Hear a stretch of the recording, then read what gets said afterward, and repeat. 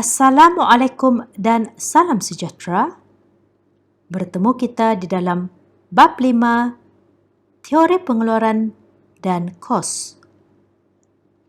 Dalam bab ini, ia mengandungi dua subtopik utama, iaitu 5.1 teori pengeluaran dan 5.2 teori kos pengeluaran.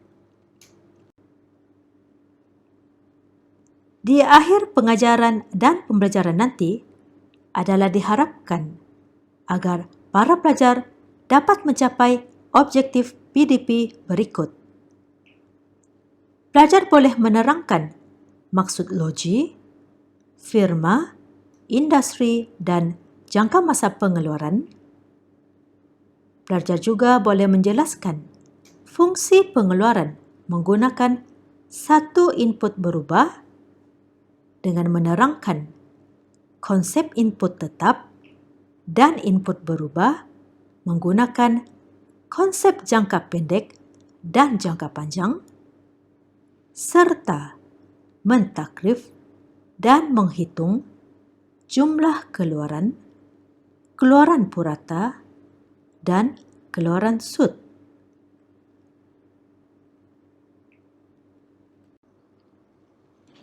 (5.1) Teori pengeluaran. Di bawah konsep pengeluaran akan dijelaskan maksud logi, firma, industri, dan jangka masa pengeluaran, manakala di bawah fungsi pengeluaran kita akan mentakrif dan menghitung jumlah keluaran, keluaran purata, dan keluaran sud. Fungsi pengeluaran juga akan menerangkan hukum pulangan berkurangan. Apakah itu pengeluaran? Pengeluaran adalah satu proses menukar faktor-faktor pengeluaran kepada keluaran barang dan perkhidmatan yang memenuhi kehendak pengguna. Logi. Logi merupakan alatan fizikal yang digunakan dalam pengeluaran barang dan perkhidmatan. Contoh logi adalah bangunan pejabat. Firma. Firma merupakan unit ekonomi yang menggunakan faktor-faktor pengeluaran untuk menghasilkan barang dan perkhidmatan. Lazimnya, firma beroperasi di bawah satu nama tertentu, seperti Syarikat Proton Berhad.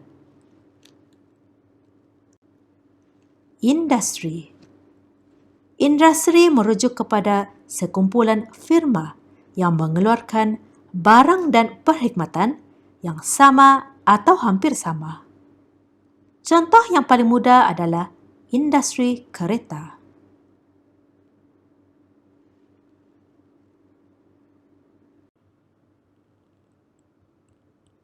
Jangka masa pengeluaran. Jangka masa pengeluaran merujuk kepada masa yang diperlukan oleh firma untuk menukarkan input kepada output. Jangka masa pengeluaran dapat dibezakan kepada jangka masa pendek dan jangka masa panjang.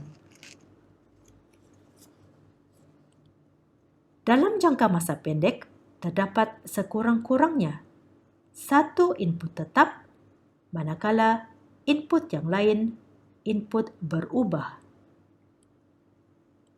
Pada masa ini, firma tidak dapat menyesuaikan tingkat keluaran mengikut kehendak pasaran. Oleh itu, untuk menambahkan keluaran, firma terpaksa meningkatkan kuantiti input berubah. Bagi firma, input tetap ialah logi. Dengan andaian, input tanah ialah input tetap. Dalam jangka masa pendek, firma menanggung kos tetap dan kos berubah. Dalam jangka masa panjang pula, semua input adalah input berubah. Ini bermaksud input tetap tidak lagi wujud. Ini kerana firma telah dapat menyesuaikan tingkat keluaran mengikut kehendak pasaran. Untuk menambahkan keluaran, firma boleh mengubah saiz lojinya. Oleh itu, dalam jangka masa panjang, firma hanya menanggung kos berubah sahaja.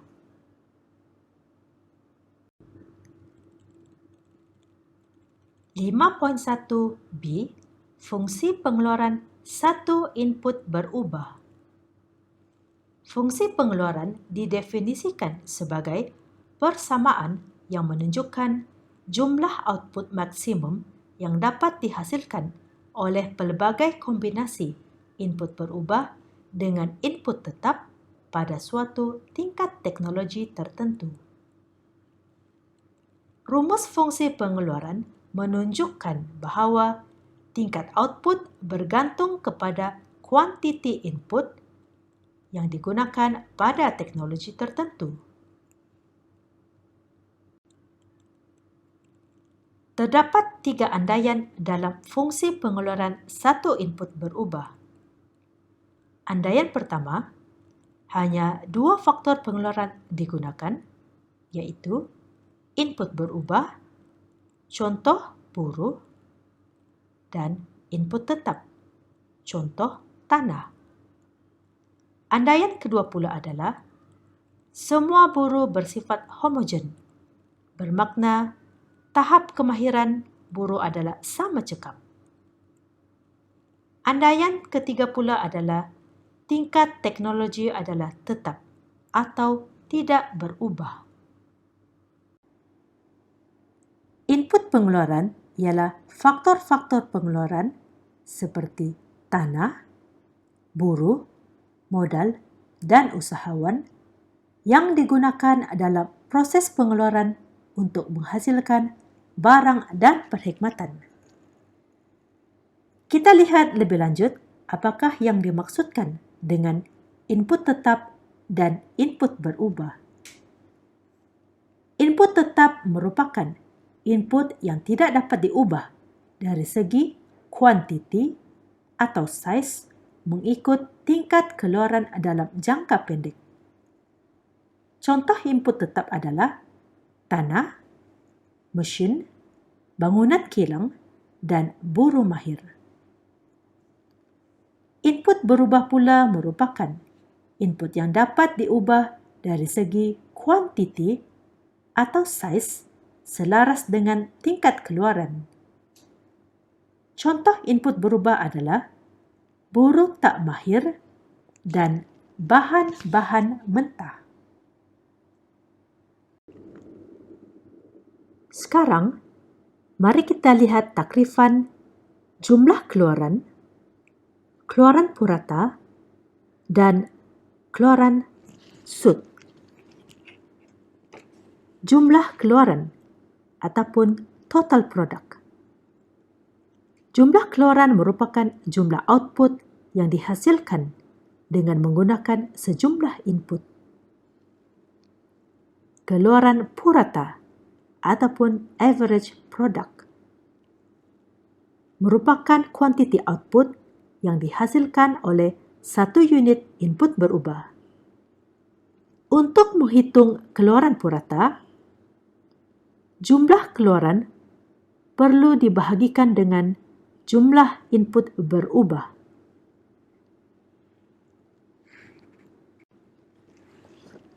Keluaran sud ataupun marginal product. Keluaran sud merupakan tambahan output yang dihasilkan akibat tambahan satu unit input berubah. Untuk menghitung keluaran sud, kita hanya perlu membahagikan perubahan jumlah keluaran dengan perubahan jumlah input berubah.